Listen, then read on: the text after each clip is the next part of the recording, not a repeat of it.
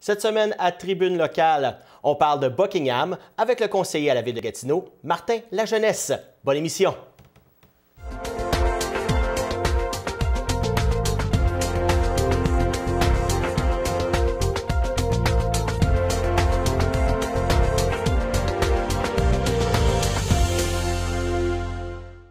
Martin Lajeunesse, bienvenue à Tribune locale. On parle aujourd'hui de Buckingham, votre ville.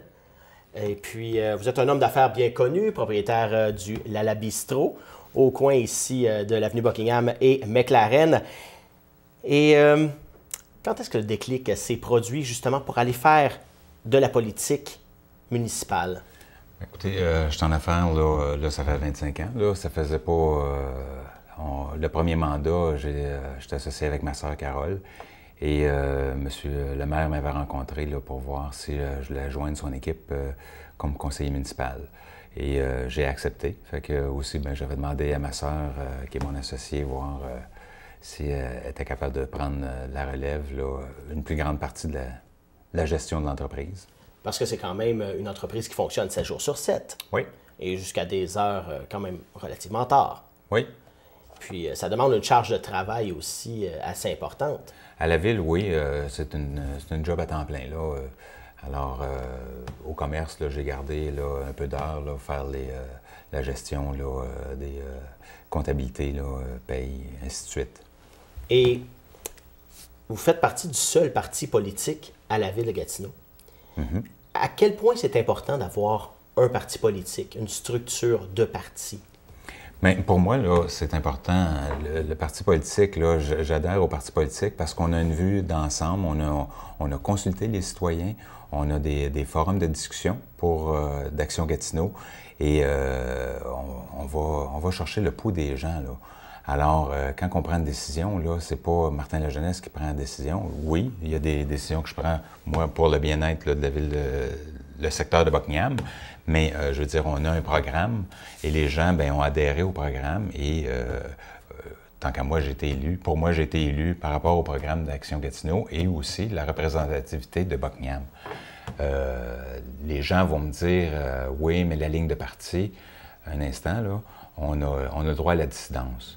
Le mois dernier, au dernier conseil, voyez-vous, je n'ai pas voté comme mes collègues d'Action Gatineau pour une dérogation, dans le secteur au centre-ville.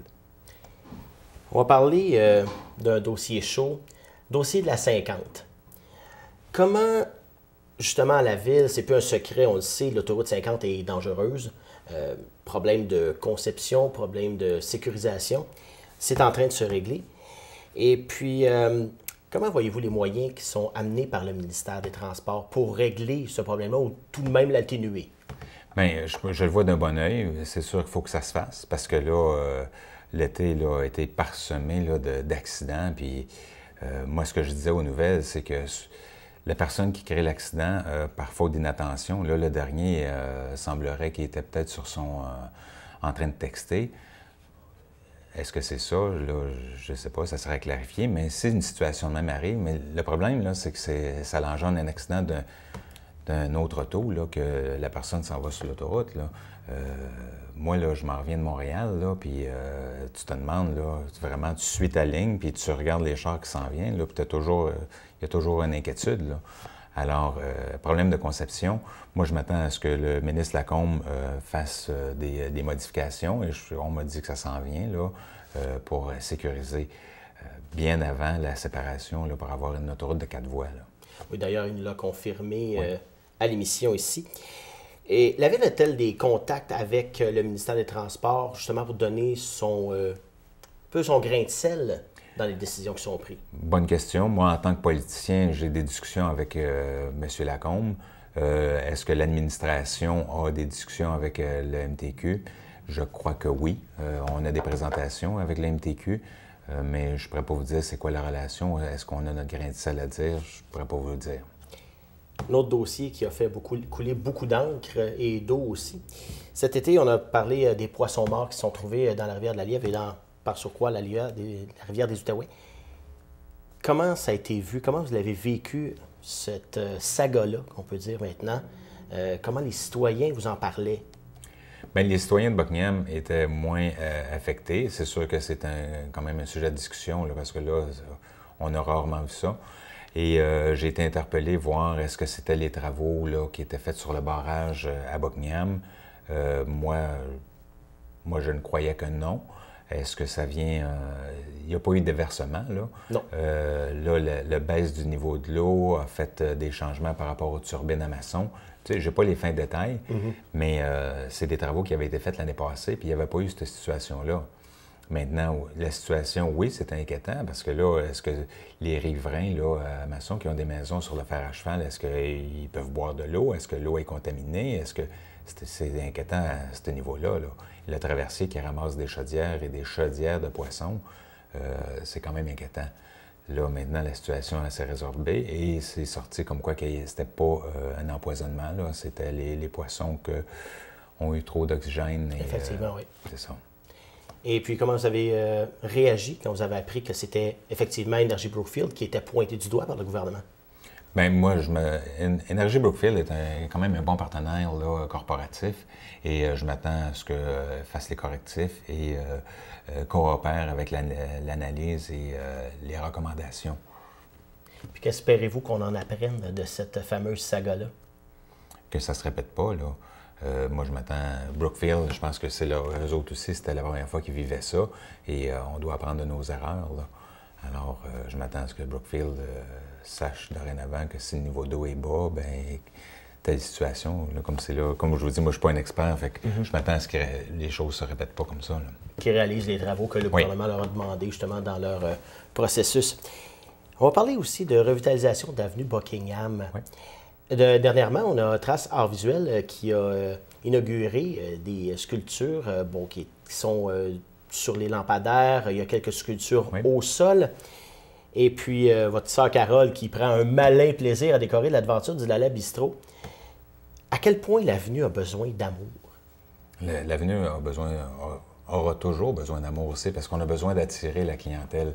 Et des choses comme Mme Fontaine a fait avec Trace, c'est merveilleux. Ça nous prend des gens de même là, pour sortir des idées. Puis moi, je suis heureux. Là, Mme Fontaine m'a approché. J'ai libéré des fonds là, de mon budget pour venir aider là, à la subvention qui a été octroyée. Et malheureusement, je n'étais pas là pour le lancement. Là, le 22, j'étais en vacances là, en Gaspésie. Et alors, je ne pouvais pas assister, mais j'aurais bien aimé assister. Alors, la revitalisation du centre-ville, c'est un projet continu et ça doit toujours continuer l'amélioration. Ça, moi, je travaille beaucoup avec le regroupement des gens d'affaires pour la création, l'embellissement, tout ce qu'on peut faire pour l'avenue Buckingham. Et puis, à la ville, est-ce que vous comptez garder un aspect historique de l'avenue Buckingham? On voit des édifices qui sont plus que centenaires.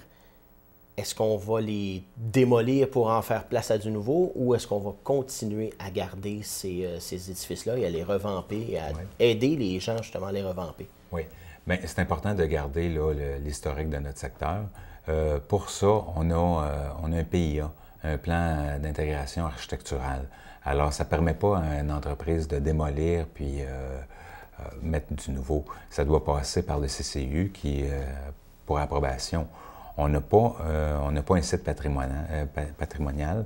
Le premier mandat, il y avait question de cité patrimoniale le secteur S, juste au bord du pont, et les gens n'étaient pas prêts à ça. On n'avait pas assez de détails par rapport aux subventions qui existaient, l'aide financière, puis les coûts associés. Alors ça n'a pas passé. Fait qu'avant de faire passer ça pour l'avenue Buckingham, on doit améliorer nos communications, nos aides financières pour les bâtisses. Il existait un programme, là, malheureusement, il n'existe plus, là, pour aider à la rénovation de façade. Il y a plusieurs commerces qui ont bénéficié de ce programme-là. Ils injectaient une pièce, puis la ville mettait une pièce. Fait que ça a beaucoup aidé. Ça, il faut travailler pour le ramener.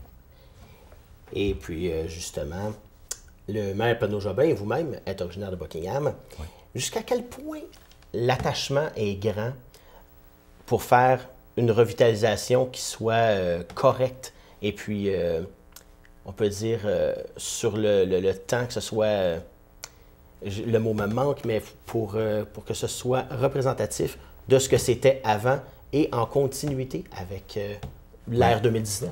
Bien, ça, c'est une bonne question, hein, parce que, je veux dire, le développement, quand on regarde le chemin Lépine qui se développe, qui s'est développé avec le Maxi, après ça, on a le métro, le Canadian Tire qui va agrandir, je veux dire, ça, on ne peut pas freiner le développement.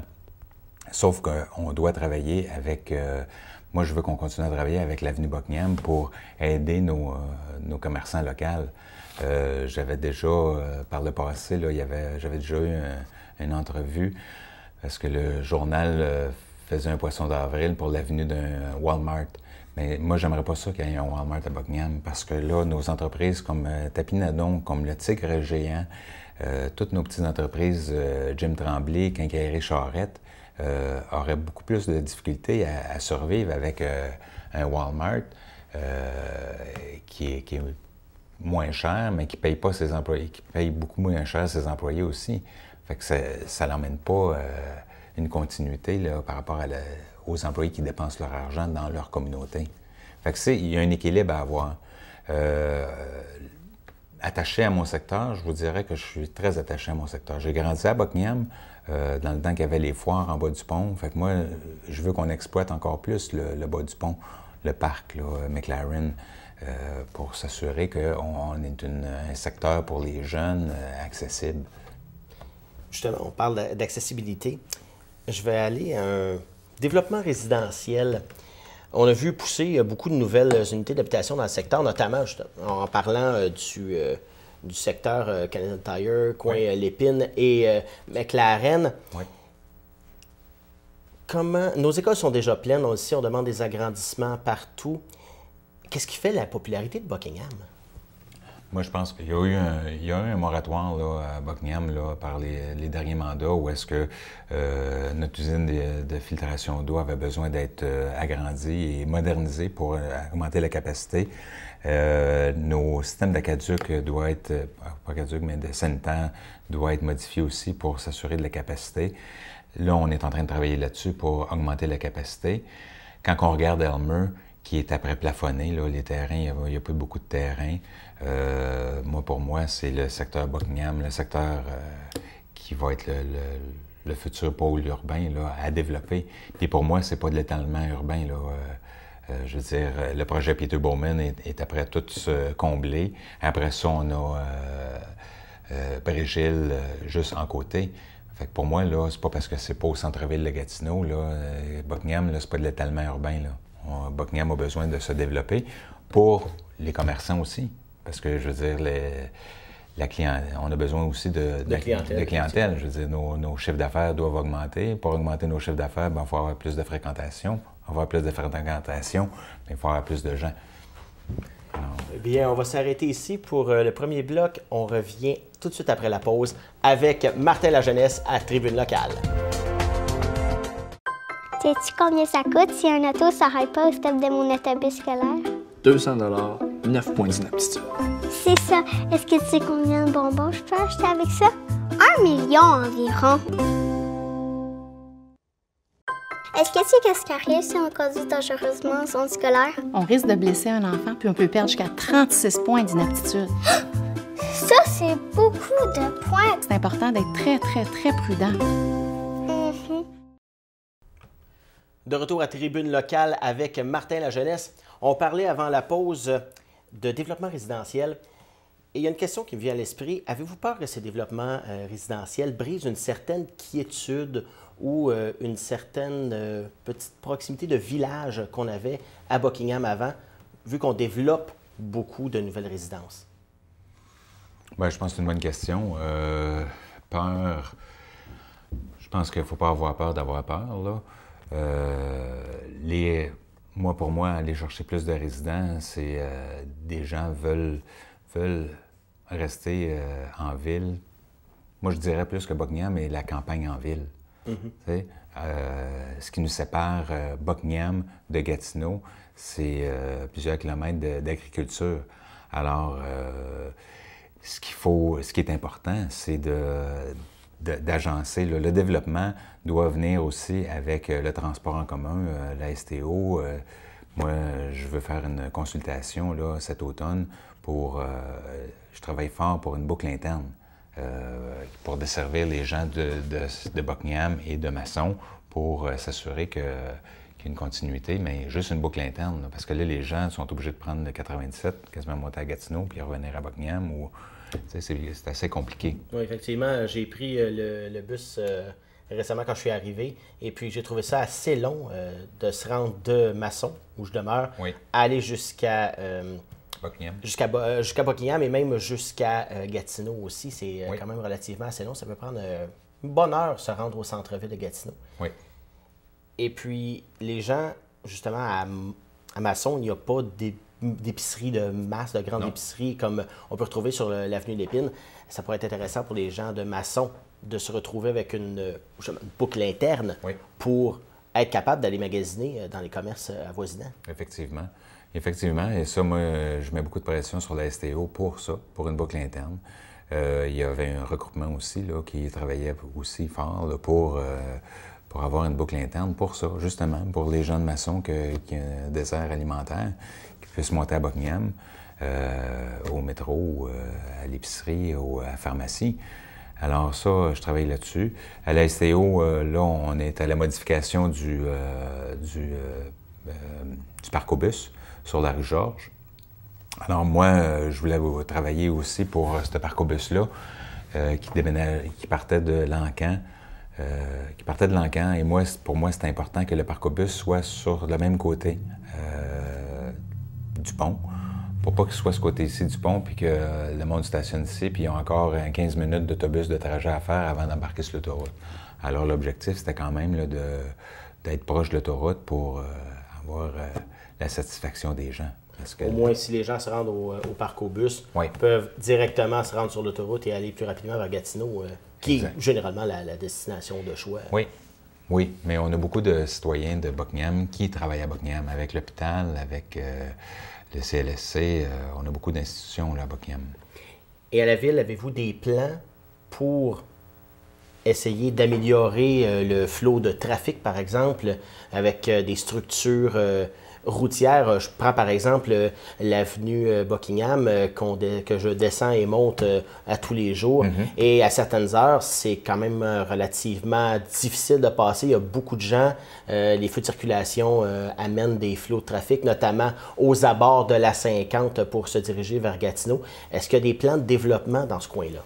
Bien, écoutez, faut quand même faire attention parce que comparativement au trafic du Pont des Draveurs ou des gens qui viennent d'Ottawa, le trafic de Buckingham se situe le matin pour traverser le pont. Là, quand on me dit que c'est long, là, ben, c'est entre 8h moins 5 et 8h. Là. Je comprends pour les gens, ça peut paraître long, là, mais je veux dire, on est tous en auto solo. Là. Alors, il faut juste faire attention. À Buckingham, quand ils ont refait le pont et l'avenue Buckingham, c'est des lumières intelligentes et qui étaient synchronisées, puis qui avaient ils détectaient s'il y avait de fluidité, tout ça. Depuis mon mandat, il y a eu des difficultés avec ces lumières-là. Quand ça a été transféré à la ville de Gatineau, qu'on m'avait dit, là, c'est qu'il a commencé à faire défaut. Alors moi, je mets beaucoup de pression, puis là, comme c'est là, je peux vous dire que les lumières sont intelligentes, ou est-ce que s'il n'y a pas d'auto qui sont en avant pour tourner à gauche, la lumière va paraître pleine pour s'en aller, là. Fait que ça, je veux dire, la ville travaille là-dessus. Oui, moi, je mets beaucoup de pression parce que je la traverse à tous les jours, là, pour m'assurer que la fluidité marche bien, là.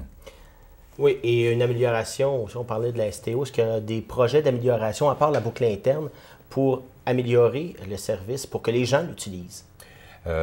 Oui, ça, c'est constant. Moi, j'ai réussi à faire amener des modifications par rapport à nos étudiants qui vont au cégep. Par le passé, le 97, les gens du cégep devaient aller prendre un autobus pour aller à Boulevard Labrosse, à la station Labrosse, pour prendre le 97 pour s'en venir à Buckingham.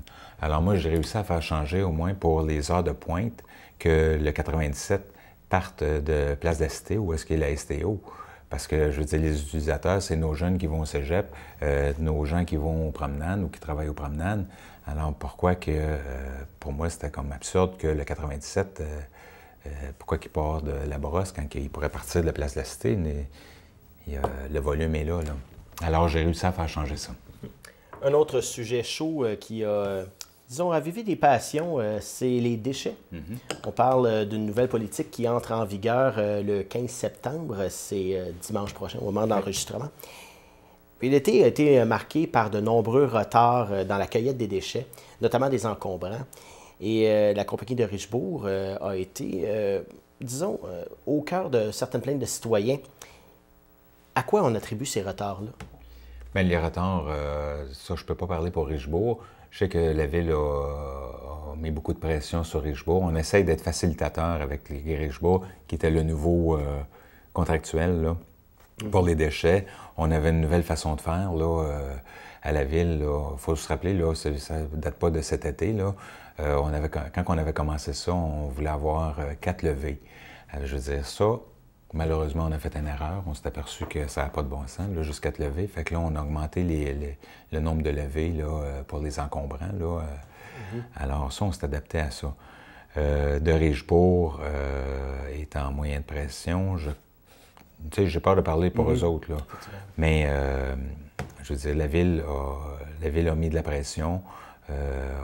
Avec la nouvelle application qu'on a là, de détritus, ça l'aide beaucoup, là. Dès qu'on avait un problème, là, bien, les gens qui ont l'application et qui ont rentré leur adresse, bien, il y a un petit push là, qui dit « Oups, là, il y a un problème d'encombrant, on ne les ramassera pas aujourd'hui, on va les ramasser cette semaine. » Fait que c'est sûr que nous autres, ça ne fait pas notre affaire comme élus, là, et comme administration de la Ville, ça ne fait pas notre affaire quand ça déroge, là, quand il y a un problème de levée ou de capacité, là. Fait que c'est sûr que d'un côté, on met de la pression à de Richebourg pour corriger la situation, puis de l'autre côté, bien, on demande aussi la compréhension aux citoyens, là. Nos déchets, là, on avait une série là-dessus. Hein? Effectivement. Je suis un utilisateur de l'application. Je dois dire que ça marche très bien. Et puis, une autre question qui me vient par rapport à ça. Est-ce que le nombre d'encombrants dus aux inondations a été beaucoup plus élevé que prévu? Ça, malheureusement, je ne peux pas vous répondre là-dessus. Buckingham n'a pas été touché par les inondations. Moi, je suis allé prêter main forte là, à Masson et à Gatineau, là, surtout en Masson, mais je n'ai pas de statistiques voir par rapport aux encombrants. On peut penser que oui, là, je veux dire, les maisons qui ont été inondées, habituellement, tu ne gardes pas ton sofa. Là. Effectivement. Puis, une autre, en faisant la recherche pour le sujet, une autre chose qui m'est apparue, une usine de valorisation des déchets. Est-ce que ça pourrait être dans les optiques on veut se rendre vers le zéro déchet ou au moins le zéro enfouissement? Oui. Est-ce que ça pourrait être une option viable? J'ai parlé à quelques experts là-dessus. Et puis, Gatineau, la région de Gatineau pourrait être valable, justement, d'avoir un... Oui, mais je pense que c'est important là, qu'il y a des organismes qui travaillent là-dessus. Moi, j'ai eu des personnes qui m'ont interpellé pour essayer d'ouvrir une entreprise comme ça. Il y a la Relance Outaouais qui font ça. Il y a les grands frères, grandes sœurs qui font ça aussi. Où est-ce que, quand on appelle le 3-1 pour signaler qu'on a un sofa à mettre au rencard, là, mais ces organismes-là viennent les chercher. Et ils s'assurent que l'État est bon, là, mais ils viennent les chercher, puis si l'État est bon, bien, ils les récupèrent. Sans ça, fait qu'ils ne vont pas aux déchets. Fait que tu as des entreprises qui spécialisent là-dedans. Puis oui, ça serait intéressant d'avoir ça à Gatineau, où est-ce qu'ils vont défaire un sofa, puis ils vont garder tout le bois, tout ce qui est bon. Je parlais aussi d'une usine qui produit de l'énergie avec des déchets. Pas nécessairement un incinérateur. J'ai parlé avec quelqu'un d'une technologie qui, justement, n'a pas de gaz à effet de serre. Okay. Et puis, ça pourrait être relativement intéressant de voir une usine comme ça. Eux font un résidu de laine de roche. Ils vont extraire des gaz qui peuvent être utilisés par l'industrie, d'autres matières. Je me demandais si ça pourrait être intéressant. Ça, on a Idée Gatineau qui vient aider là, aux gens là, qui ont des bonnes idées d'entrepreneuriat là, pour lancer leurs projets. Quand je pense à Buckingham, pour mon secteur, on a la SADC qui ont aussi du financement. Là. Sauf que c'est sûr que pour ces usines-là, on parle de gros financement. Là. Oui, on parle de centaines de millions. Oui, exact. Alors, souvent, c'est eux autres qui ont les expertises, là, mais on a un parc industriel, on a de l'espace pour les accueillir. Dernier sujet en terminant, il reste à peu près 2 minutes. Au niveau du parc à chiens, On a eu un changement dans un parc à chiens, un tout nouveau parc à chiens qui n'est même pas tout à fait inauguré. Donc, c'est un nouveau parc clôturé cette fois-ci. Comment les citoyens ont répondu? Bien, écoutez, moi, je suis très fier, là, parce que l'Association des propriétaires de chiens, là, on s'est beaucoup interpellés, là, les propriétaires et moi, et ça date du premier mandat où est-ce que j'avais beaucoup de pression pour avoir un parc à chiens dans Buckingham. Et je suis très heureux, là, lors d'un conseil, là, moi j'ai demandé l'aide de mes collègues pour avoir des fonds pour créer un parc à chiens. J'aurais aimé avoir mon collègue de maçon là, s'impliquer. Malheureusement, il ne s'est pas impliqué dans ce projet-là. Mais je peux vous dire que je suis très fier que la réalisation du projet qui est en côté de la caserne de pompiers. Officialisé, c'est qu'on attend on a le protocole d'entente avec l'Association des propriétaires de chiens pour la gestion de ce parc-là. Et ça doit être entériné. Là, je travaille pour que ça soit entériné là, mardi prochain à Masson, là, le 17. Mais comme vous avez vu comme moi, là, c'est déjà en marche. C'est déjà en marche. Quand je passe, là, il y a comme une quinzaine à 25 personnes là, avec leurs chiens. Alors, on voit que c'est une réussite. Et les gens ont l'air satisfaits? Il n'y a pas eu de plainte? Les gens ont l'air satisfaits. Il n'y a pas de plainte. C'est sûr que l'Association des propriétaires de chiens, c'est eux autres qui vont assurer la gestion, s'assurer que ça soit propre, que les excréments soient ramassés. Alors ça, moi, j'invite la population, les utilisateurs, les propriétaires de chiens, d'aller sur le site là, de l'Association des propriétaires de chiens de Buckingham pour leur donner un coup de main, s'impliquer sur le CA. Je sais que l'association va organiser un barbecue parce que c'est sûr que c'est eux autres qui ont la gestion du parc. S'ils veulent l'améliorer la beauté, mettre des structures, tout ça, ils vont avoir besoin de l'aide des citoyens. Eh bien, c'est tout pour l'émission aujourd'hui à Tribune locale cette semaine. Merci beaucoup, M. Lajeunesse, d'avoir été là. On pourra en parler pendant des heures de Buckingham. On voit que vous êtes très, très intéressé à Buckingham. Voilà, pour nous, c'est tout. On s'arrête ici et de retour la semaine prochaine avec une autre Tribune locale.